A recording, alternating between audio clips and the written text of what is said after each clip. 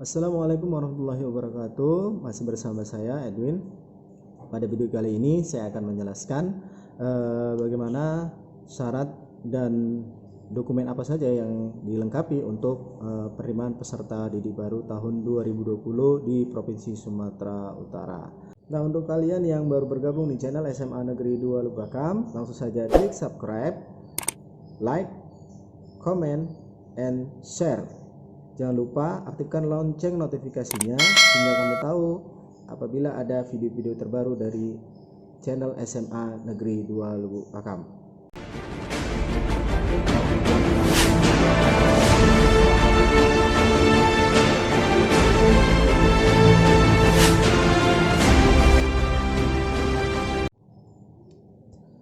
Baik, di sini saya akan memulai videonya. Seperti yang di awal saya katakan bahwasanya kita akan membahas tentang syarat dan dokumen pendaftaran.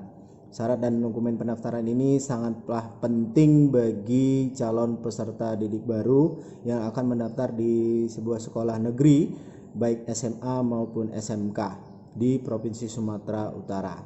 Jadi perhatikan dan dengarkan baik-baik apa-apa saja yang akan saya terangkan mengenai syarat dan dokumen pendaftaran PPDB online 2020. Ketika sudah saya terangkan, mudah-mudahan tidak ada lagi calon peserta didik dan orang tua yang bingung dan bertanya-tanya apa saja sih, udah lengkap atau belum, dan lain sebagainya. Di sini saya akan jelaskan menurut dokumen yang saya punyai. Baik. Sebelum itu kita akan lihat dulu infografis PPDB 2020 penerimaan peserta didik baru berdasarkan Permendikbud nomor 44 tahun 2019. Nah, dapat diunduh di Bitly Permendikbud PPDB 2020, yaitu membahas tentang Permendikbud nomor 44 tahun 2019. Di video sebelumnya saya sudah jelaskan mengenai Permendikbud nomor 44 tahun 2019. Baik, di infografis ini melakukan secara transparan, akuntabel, objektif, berkeadilan, non-diskriminatif. Nah, adapun tujuannya perluasan akses layanan pendidikan, pemerataan mutu pendidikan. Nah, di PPDB 2020 ini kita lihat bagaimana pembagian kuotanya. Kemarin sudah saya jelaskan, yaitu untuk jalur zonasi itu sebesar 50%, lalu jalur afirmasi atau keluarga kurang mampu bisa melampirkan kartu KIP atau kartu keluarga sejahtera, ya. Ini kuotanya sebanyak 15%. Jalur yang ketiga adalah yaitu jalur perpindahan tugas atau orang tua, itu sebanyak 5%, jalur prestasi sebanyak 30%. Totalnya adalah 100%. Baik, langsung saja saya akan jelaskan syarat dan dokumen apa saja yang harus dilengkapi untuk pendaftaran peserta didik baru online 2020. Nah, sebelumnya saya akan jelaskan bahwasanya semua syarat atau dokumen yang harus dilengkapi itu dalam bentuk soft copy atau hasil scan, ya. Pada video sebelumnya saya sudah jelaskan apa itu soft copy dalam bentuk scan, ya. Boleh diputar lagi video sebelumnya. Baik. Nah, di sini ada petunjuk teknis penerimaan peserta didik baru sekolah menengah atas negeri dan sekolah menengah kejuruan negeri di Provinsi Sumatera Utara tahun 2020. Jadi kita punya beberapa judul di sini, yaitu ketentuan umum dan ketentuan khusus. Jadi ada ketentuan umum dan ketentuan khusus. Yang bersifat umum adalah bahwasanya penerimaan peserta didik baru atau PPDB merupakan layanan pendidikan guna memenuhi hak-hak dasar warga negara untuk memperoleh pendidikan yang bermutu, merata, dan berkeadilan bagi calon peserta didik baru pada sekolah menengah atas dan sekolah menengah kejuruan.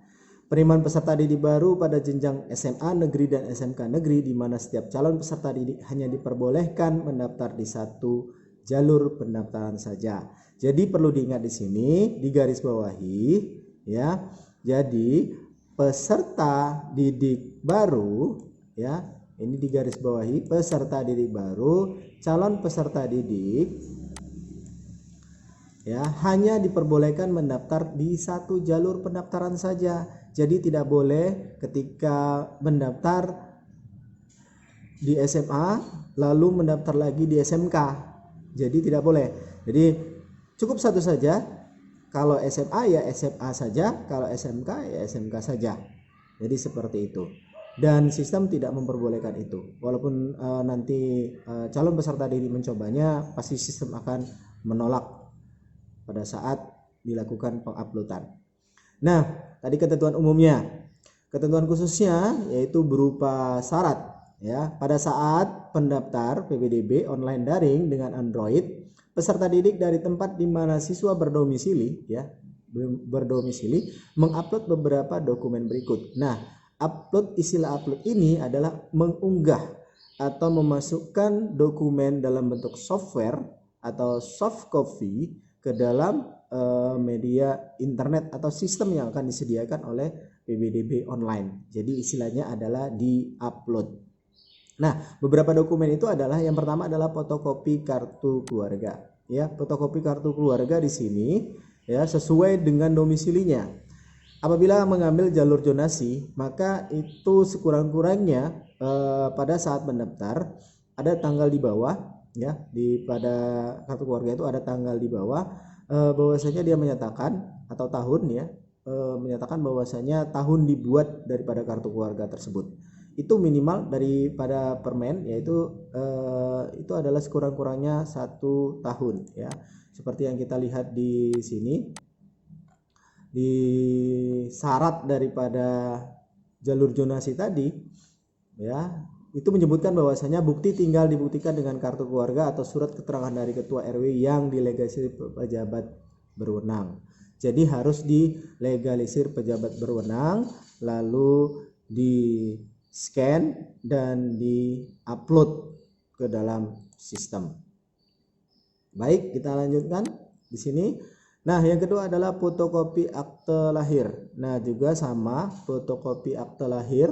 Jadi seorang calon peserta didik harus mempunyai akte kelahiran. Nah, bagaimana kalau tidak ada? Maka harus segera dibuat. Untuk saat ini segera dibuat di Dukcapil di mana domisili berada. Nah, juga ini difotokopi lalu di-scan dan di-upload. Juga sama, bahwasanya ini harus dilegalisir. Mengisi form yang disiapkan oleh panitia PPDB. Nanti mungkin di sistem yang akan dibangun oleh PPDB online ada form yang harus di-download. Nah, ada istilah upload, ada istilah download. Kalau download itu adalah mengunduh atau mengambil file atau dokumen yang ada di internet atau di dalam sebuah sistem.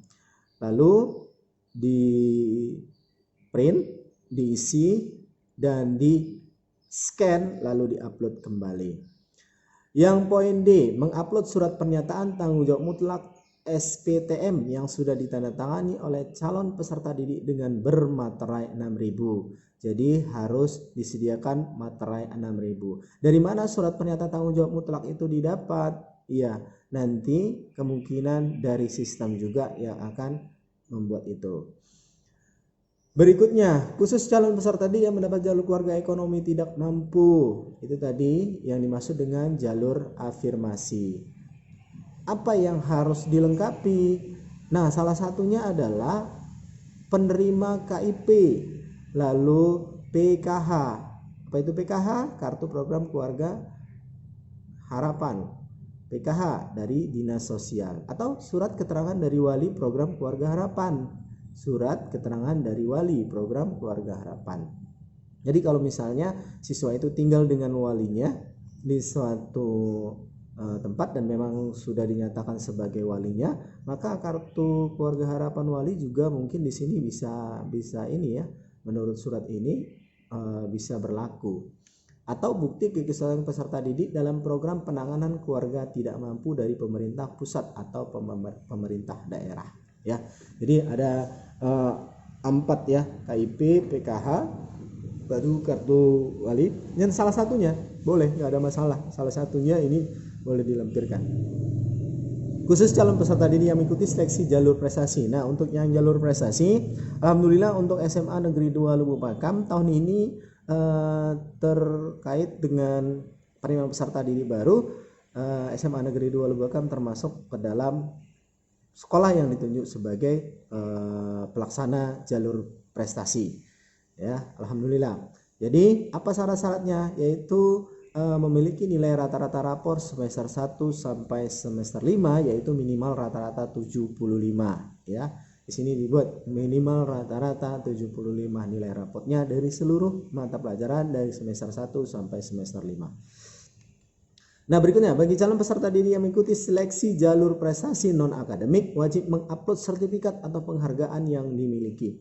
Jadi, sertifikat atau penghargaan yang dimiliki itu berdasarkan dengan sertifikat atau yang menyelenggarakan itu adalah lembaga yang legalitasnya minimalnya adalah KONI, ya, Komite Olahraga Nasional Indonesia. Jadi itu bisa diupload.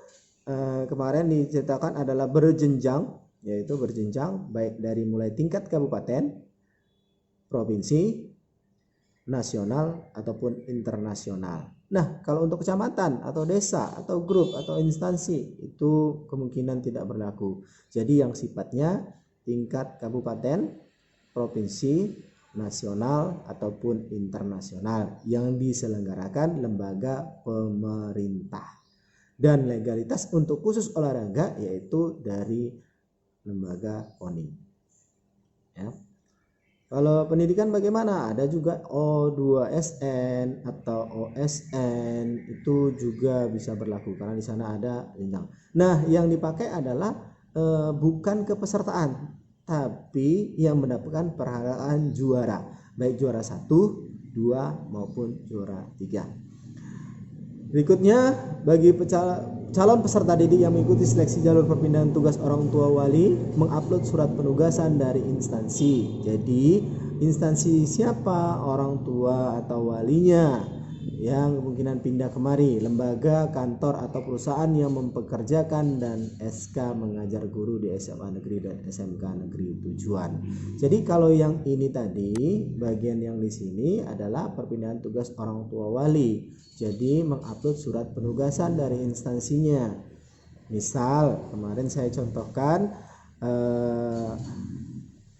yang dari luar Pulau Sumatera, yang dari luar Sumatera Utara itu tiba-tiba dipindahkan ke Sumatera Utara. Contoh di DKI kemarin saya contohkan, dan tiba-tiba pada saat pendaftaran ini dipindahkan ke Sumatera Utara, maka itu bisa dijadikan dasar acuan untuk siswa mendapatkan prioritas dari orang tuanya dengan melengkapi surat penugasan dari instansi. Lalu yang dan ini SK mengajar guru ini untuk anak guru, ya, anak guru yang gurunya itu bekerja di instansi yang akan didaftarkan anaknya. Jadi seorang guru kerja di SMA Negeri 2 Lubuk Pakam mempunyai anak yang sudah tamat SMA, yang tamat SMP. Jadi ingin bersekolah di SMA Negeri 2 Lubuk Pakam. Jadi anaknya itu mendapatkan prioritas, tapi syaratnya adalah orang tuanya harus melampirkan SK mengajar guru di SMA Negeri dan SMK Negeri tujuan. Ya, ini khusus untuk PNS, ya, khusus untuk PNS. Kalau honor itu tidak berlaku, maaf ya. Jadi tunggu mungkin ada kedepannya ya, honor-honor yang ada di negeri bisa memiliki hak yang sama dengan PNS. Nah, itu adalah dokumen yang harus disiapkan. Jadi calon peserta didik, Bapak Ibu orang tua yang mendampingi anaknya bisa melampirkan atau menyiapkan data-data ini ya segera sebelum nanti saya diumumkan kapan diadakannya mulai pendaftaran. karena memang mungkin akan dibagi secara zonasi. Kapan pendaftarannya nanti akan saya jelaskan di video berikutnya. Oke, baik, itu saja yang bisa saya jelaskan, yaitu syarat dan dokumen apa saja yang akan dilengkapi pada saat pendaftaran peserta didik baru. Oke, apabila penjelasan saya ini kurang jelas, oke, silakan ditulis di kolom komentar. Pada next video mungkin saya akan jelaskan apa-apa saja pertanyaan yang akan ditanyakan oleh kalian yang berada di rumah yang nonton video ini. Terima kasih atas perhatiannya. Selamat pagi.